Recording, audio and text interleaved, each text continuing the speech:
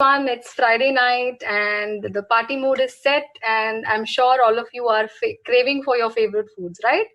So, this is the topic that we are going to talk about today. It's a very interesting topic, and this is the biggest hindrance in most of the people's weight loss journey. Okay, so let's begin. So, I'm going to start with my journey.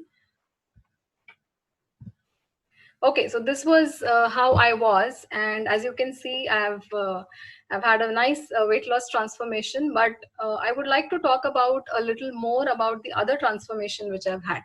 So with this program, I've actually transformed, I can say, in all dimensions. I've been able to overcome the biggest fears which I had, and I had a anxiety disorder which I will talk about. So I can say I was able to win over that, and that's my biggest achievement. So it all started, I think ever since my childhood. So as a child, I was a very shy child, and I was not really interested in any kind of physical activity, and I used to love food. So I guess that's enough reason for somebody to start putting on weight. But when you're a child, I think since you're growing, it's all fine, and you start realizing it as you get into your teens. So when I was a teenager, that's when I started feeling a little ashamed about myself, and I used to compare myself with my peers, and I used to feel like, okay, I should do something about it. And like everybody else, I started doing some kind of crash diets. I did lose a little bit of weight also, but then eventually, with every episode of my crash diets that I used to do, I used to deteriorate my health bit by bit. Okay, so majorly what happened was I started becoming anemic. I lost a lot of hair which I had earlier. Then I also had some certain kind of nutritional deficiencies because of the crash diets which I did. And gradually, I can say, I started putting on weight back, all the weight back again, but then my health started deteriorating. Okay, and as I said, I was a very shy child. I was just not interested in any kind of physical activity.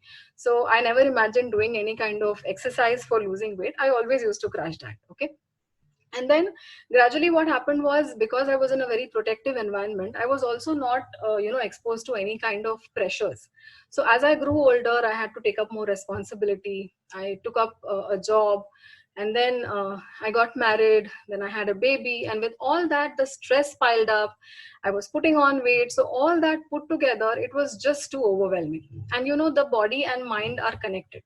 So whenever I used to have some kind of feeling that I'm not happy, I used to just eat, because that is the best kind of pacifier. Okay, so I always used to go and end up eating some kind of fast food or something sweet like a pastry, and that would again deteriorate my health. So what happened was, post pregnancy, I developed hypertension. And because I developed hypertension at a very, very young age, I was just 28. I was sort of, in a guilt that how come? I mean, what did I do? And because of all that, there was another anxiety disorders which was setting. So every time I used to try to lose weight, the failures, the feeling that I'm not able to achieve anything, all that, just mixed up, and I had a major anxiety disorder. So that was a phase. It was a really bad phase. I was looking for help.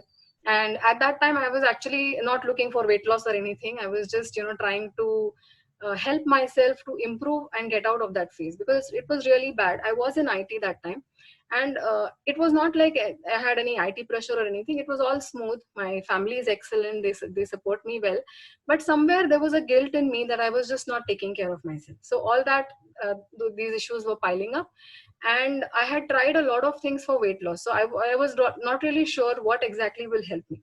But fortunately, I came across the program, and doctors had told me that you need to improve upon your health. You need to lose weight, because I was overweight and I was having a lot of hypertension issues also.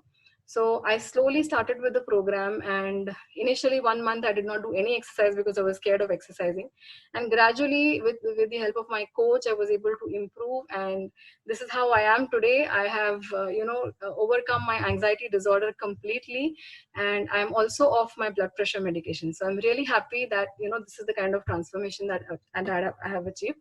And like I said, whenever you have issues related to anxiety, related to fear, the biggest hindrance that comes, okay, because whenever you have anxiety issues, whenever you're depressed, food is something which you will always crave for. Okay, so this was the issue which I always had. And whenever I used to try doing any kind of programs earlier, I always used to fall back because I used to crave for my favorite foods. Okay, so what was the difference? How come then that with this program I was not able to succumb to those cravings, and how exactly did I improve? So I'm going to share all that with you today. So let's begin. So, like I said, the biggest hindrance in anybody's weight loss goal is, I think, it's cravings, because that's how it is. Okay, it was this was the case in my journey.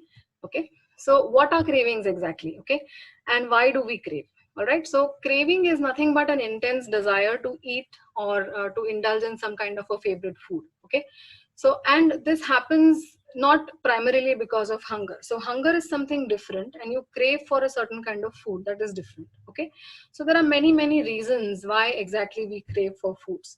Some could be psychological, some could be physiological. So today we are going to have a look at all those reasons, and I'm going to help you understand how exactly I was able to overcome those problems. Okay, so let's look at them. The first trigger I can say is of the psychological category. Okay, so which is, the first one is conditioning. So I guess everybody is used to certain kind of conditioning in their life. Like, I was used to having a cup of tea. It was not an addiction. Okay, there's a difference between being a condition and being an addiction. Okay, so for me it was not like, if I get up and if I don't have a cup of tea, then a headache will trigger or something like that. Nothing. But if I see somebody having or somebody making a cup of tea, then definitely I'll feel like having. So that's like a conditional trigger. Okay, or let's say you go out somewhere for dinner and you see desserts. So after dinner, definitely you will feel like having a dessert, because that's a condition that you have developed. Ki after dinner, dessert to banta hi hai. Okay, or it could be something like having a cup of popcorn if you're going for a movie. So again, these are all conditional triggers. They will not happen all the time, but yes, you will, whenever you're in that kind of an environment, you will feel like indulging in those things. Okay, the second trigger is a psychological, is an addiction. It's again a psychological trigger. Now this is much more than the condition. Like, whenever you're indulging in certain foods for a longer period of time, like for example, if somebody is very habitual to having tea, or maybe something like a sweet after dinner, and if it's like a regular process, then it becomes an addiction over the time. And typically, emotional trigger is what is the cause for that. So like, for example, if you are, this used to happen in my case. Whenever I used to feel sad, or whenever I used to feel that I've failed miserably in something that I'm doing, I always used to look for something which will help me feel good. So our body has the reward mechanism, and that's how it works. So whenever you're sad, or whenever you're anxious, or fearful or something, you will try to do something which will make you happy, and the easiest thing is to eat. So when you have something like such kind of an emotional trigger, you will crave for certain foods, maybe something sweet, maybe something salty, and then you indulge, and it becomes a ritual. And then after eating that, we will feel a lot of guilt, and then this cycle continues. Okay, so this is the second psychological trigger. After that, we have certain physiological reasons. Now, a lot of times we are not aware of this, but cravings not just occur because of our psychological issues like addiction and the other thing that I talked about, but it can also happen because of certain issues which we are facing inside our body. Okay, now hormonal imbalance is something very one of the reasons why you can have a lot of cravings. Now, why does this happen? First of all, so again, I was actually able to experience this issue, because normally whenever you're stressed, whenever you're anxious, you will not rest properly. So I never used to sleep well. I always used to have whenever I used to get up, I used to feel very lethargic. And what happens is, there are two hormones which basically control our hunger, or which will make you feel hungry. So one of the hormone is ghrelin, which will make you hungry, and the other one is leptin, which will, it's a satiety hormone. So when you don't sleep well, these two hormones are disturbed, and typically the ghrelin levels will increase. And that's the reason why whenever you don't sleep, even though actually you're not hungry, actually there is no need for you to eat food, but still you will crave, and you will crave for high energy food. So typically you will feel like eating something which is made of maida, or which will give you instant sugary stuff whenever you're not having good amount of sleep.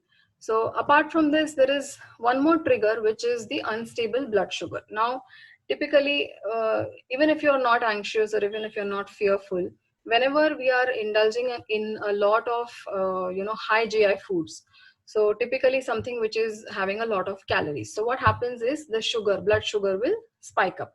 And whenever there is a spike up in the blood sugar, the insulin also rises. Okay. And exactly the reverse way, if we are trying to restrict our meals too much, and if you're creating too much of a meal gap, then the blood sugar drops, and again these hormones are disturbed, and that's where the cravings will set in. Okay. One more reason is the nutritional deficiency. So like I said, when I was doing the crash dieting, I was I what I realized was I did lose a little bit of weight, but then along with that I also faced a lot of nutritional deficiencies. So why does this happen? So typically because of lack of awareness. Now we read a lot of stuff on the internet and we try to do something on our own, and we are only focusing on restricting our calories and probably burning a lot of calories through exercise, but we never focus on the nutrition. So the nutrition balance is lost. So because people don't have that awareness, this is where the deficiencies will set in, and because of these deficiencies people have a lot of cravings. Second thing is the convenience and taste. Now a lot of times, generally it is observed in younger kids, and that's how the habits are passed on to them as they grow older. Okay. So they will choose food according to their taste. Okay. They will not eat a lot of green vegetables or vegetables primarily. uh, Kids usually love potatoes a lot, so they will indulge more in potatoes, and that's how the taste develops. And sometimes because something is it cooks really fast, so something like a fast food like Maggie. Okay. So you make that because it's convenient, and that's how you start lacking in a lot of nutrition. Then people have likes and dislikes, so all these are the reasons. Now, I told you about the crash diet which I did. So now what happens in crash dieting? Okay, definitely when you have to lose weight, restriction of calories is very, very important. But a lot of times we start following certain diet which is there on the internet without understanding whether it is suitable for our BMI or not.